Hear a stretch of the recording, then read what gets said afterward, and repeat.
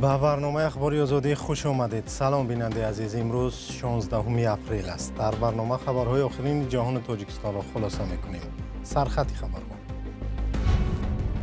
مال و ملک و دارایی منصبداران سابق را مصادره می‌کنند. چهره‌های شناخته و خیانت به دولت عیبدار شدند، ولی خودشان این را تهمت دانسته بودند.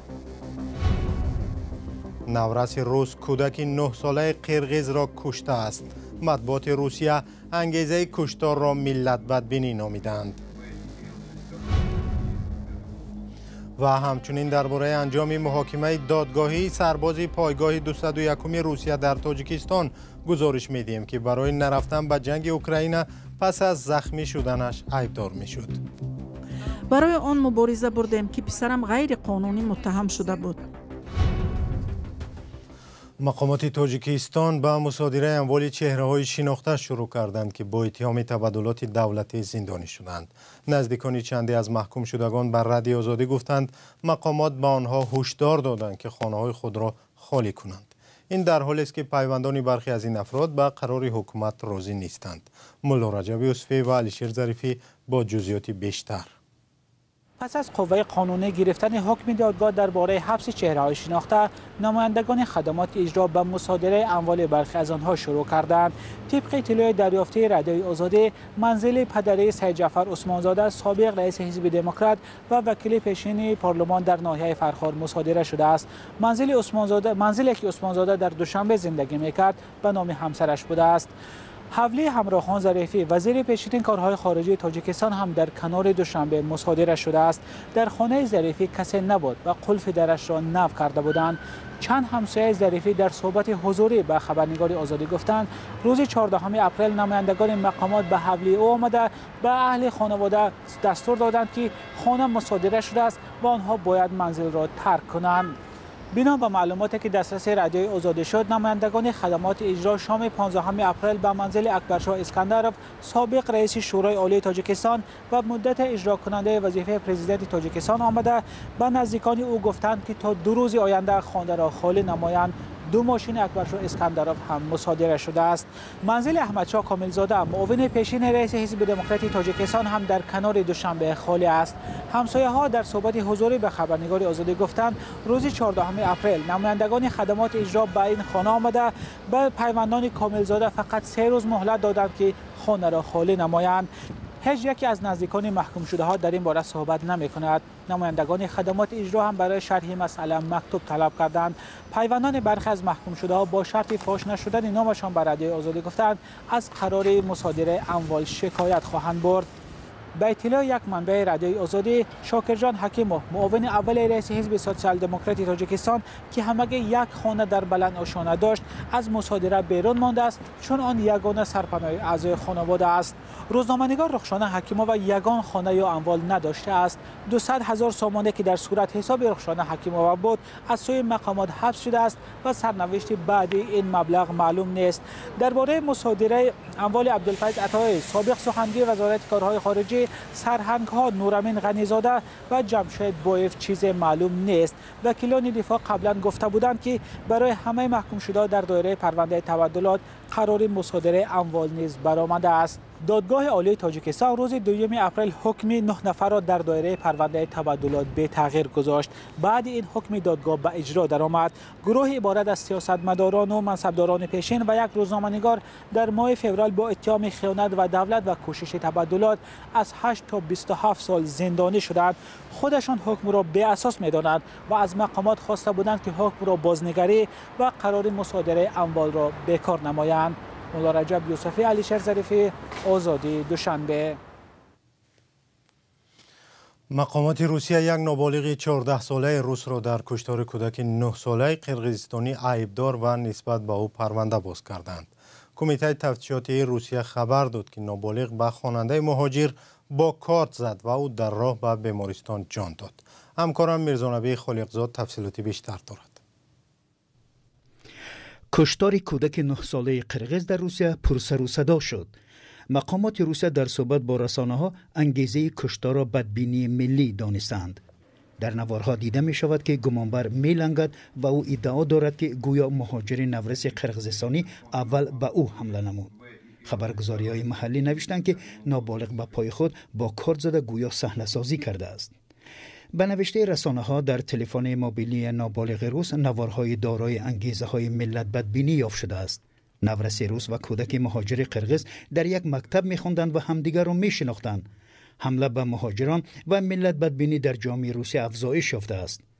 سووا مرکز نظارت بر اکستریمیسم در یک گزارش خود گفته است که از بهار سال 2023 خشونت‌های نژاد پرستانه در روسیه با سرعت افزایش یافته است. کارشناسان مقامات و مطبوعات روسیه را برای ترغیب نژاد پرستی عیبدار می‌کنند.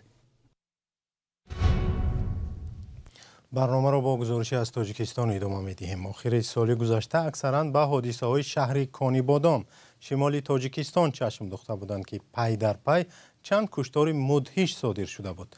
تکرار کشتارها و پیدا نشدن قاتلان شبهه و آوازه‌ها را در رابطه با این کشتارها بیشتر کرده بود. مقامات آخر سال گذشته اعلام کردند که چند تن از قاتلان را پیدا کردند. همکارم فرزان محمدی بار دیگر به کانیبادام رفت و تفصیلات بیشتر از حادثه‌های پر سر و صدا به دست آورد و با پیوندان و جبردیدگان و بازداشت شدگان صحبت کرد. دهه سیهون در شهر کانیبادام. یک سال پیش در این خانه دو عضو عائله در شرایط اسرارانگیز کشته شدند. مظفر اورمانوف و همسرش عنایت اورمانوف 70 سال داشتند. قتل آنها پیوندان را در اذانشان و ساکنان دیگر را به تشویش انداخت. بسیاری ها بازپرسی شدند ولی شریفجان اشوروف برادر مظفر اورمانوف 20 سال زندانی گردید. پیوندانش با حکم راضی نیستند. ما عذاب کشیدیم. ما دو تا دختر خلاص، یک تا پم رسید، اینجا یک تا خودم. چه کنم آخر همه قدمی سادم هیچی ویداشتی ساد. جناب عالی مراجعت میکنم، التماس جناب عالی ما یاردم کنید. پدرم گناهشان نیست اینجا. فرزندان شریفجان اشوروف و نزدیکان مظفر اورمانوف در صحبت‌های پیشینه با رادیو آزادی بارها اصرار کردند که در کشتار او و همسرش یگان خویشاوند دست ندارد. نمایندگان دادگاه حکم خود را درست و دقیق نامیدند. کاساسیون ما اینجا بردیده که کتی وایکرگی بودن، رفته نویسنده وایکره بودیم. سونی محکمه دخترش گفت که 4 مارت سوت شده گذشته است. گفت ما یه دستمون و این کاغذ 5 مارت آمد.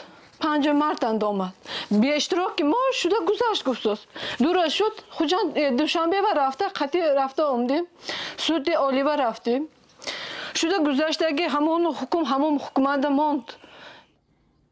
کشتار اسرارآمیز در بهار سال گذشته تنها در این خانه روی نداد. از ماه مارت تا آخر سال 2024 در محله های گوناگون شهر کانیبادام زیاده از 20 عضو 7 عائله از جمله کودکان کشته شدند. مقامات در رابطه با این حادثه ها که ساکنان را به وحشت آورد، 1 نفر را به حبس ابد محکوم و 4 کسی دیگر را بازداشت کردند. مادر احدجان توختایف، یک از بازداشت شده ها میگوید به گناهکار بودن فرزندش باور ندارد. و خودش هم گفت ما این خیلی کرگیم نیبو و گفت اکم بچم این کارو نمیکنه. من این خیلی تربیت ندادم بچم یگان بار پولی کلان یا تلو پلو این خیلی چیز آوردگیش نیخونه و خودش خیلی قصابی میکرد. پرکاتور اومدن، ملسخانه اومدن. من هر روز همشون همینجا بودن. من هم مجموعه دیده برامدن هیچی نیست. در و دیوالم همش کشودگی من یگان بار همین قسال باز درم قلف نکردم. مقامات بعد از بازداشت گمانزدها در 4 ماه آخر تفصیلات ندادند. زلفیه توختای و ادعا دارد که در روزهای حادثه پسرش همراه او در خانه بود. 10 مارت داداش رسیانده گذاشتن. 13 مارت رسی خانه و آورده. فقط ما معرکه وقتی آواره بودیم. 8 دکبر نیویرچم روزی تولدش بود. خواننده بود، روزی تولد گذراندیم. 16 دکبر باشد این خانمانگی نیویرچم روزی تولدش بود. هممون اپاهاش اومد، هممون نیویره ها که خواننده روزی تولد گذراندیم. بعضی از نزدیکان کشته شده ها میگویند مقامات گمانزدها را به جای حادثه آوردند و دلیل های شیعی را نشان دادند. پاره از چنین نوارها به شبکه‌های اجتماعی راه یافته است ولی ویدیوی پاره آن دسترس نیست.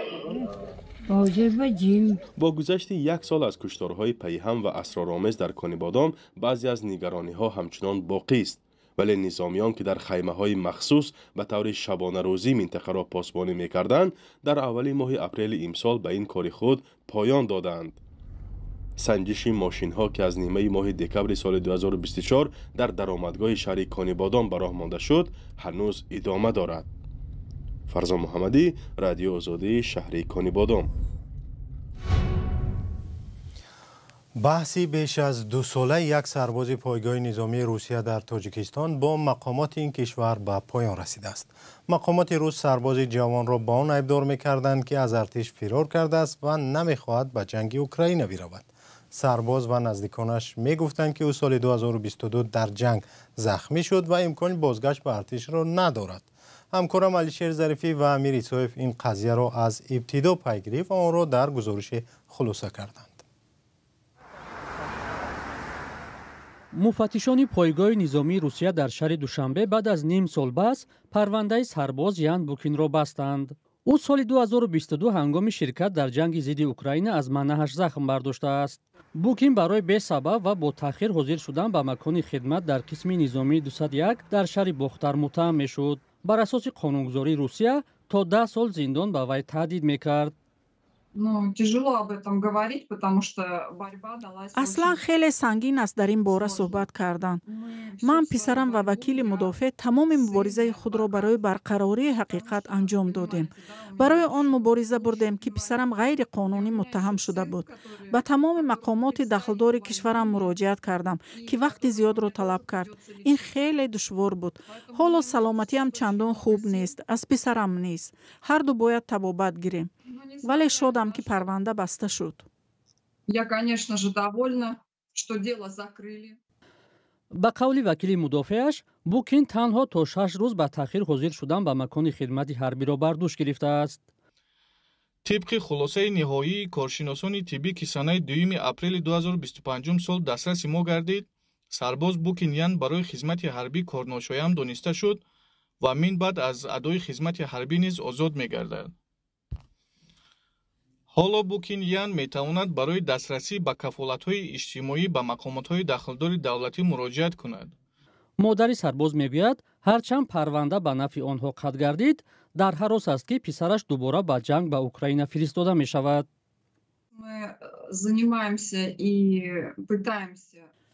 تلاش داریم قرارداد خدمت نظامی پسرم را قطع کنیم. با این وضع سلامتیش به او خدمت نظامی قطعاً من است.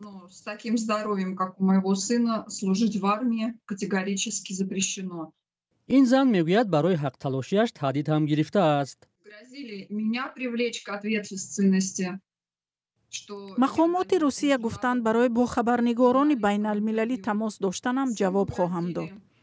با پسرم نیز فشار آوردند، ولی من به شما روزنامه‌نگاران اظهار سپاس میکنم، زیرا به سهم شما شاید چیزی نمیشد. اینجا میخواهم به والدان توصیه دهم که به اتهامات غیر قانونی باور نکنند، روح افتاده نشوند تا آخر مبارزه برند، چون فرزندان بجز از پدر و مادر به هیچ کس در کار نیستند، به خصوص نظامیان پروای آنها را ندارند. Потому что никому, кроме родителей, особенно военнослужащие, они не нужны. در پایگاه 201 روسیه در دوشنبه در رابطه با قضیه یان بوکین نخواستند معلومات دهند. در این پایگاه در درآمدگاه این پایگاه گفتند که فعلا رهبرانشان بند هستند و بعدا در این باره معلومات خواهند داد. تماس‌های ما با یان بوکین بی‌نتیجه ماند. او در گذشته پرونده جنایی را کاملا بی‌انصافی خوانده گفته بود که سلامتیش خوب نیست، بنابراین نمی‌خواهد خدمت را ادامه دهد. سپاس که ما را تا این لحظه تماشا کردید. اخباری از این بیشتر در صفحه های رادیو آزادی در تلگرام، فیسبوک، اینستاگرام و یوتیوب و تیک تاک و ایکس پیدا کنید. همچنین به سامانه آزادی ها سر بزنید که آنجا ویدیوها و خبرها با تفصیلات بیشتر نشر شدند. تا برنامه‌های دیگر، خدا نگهدار.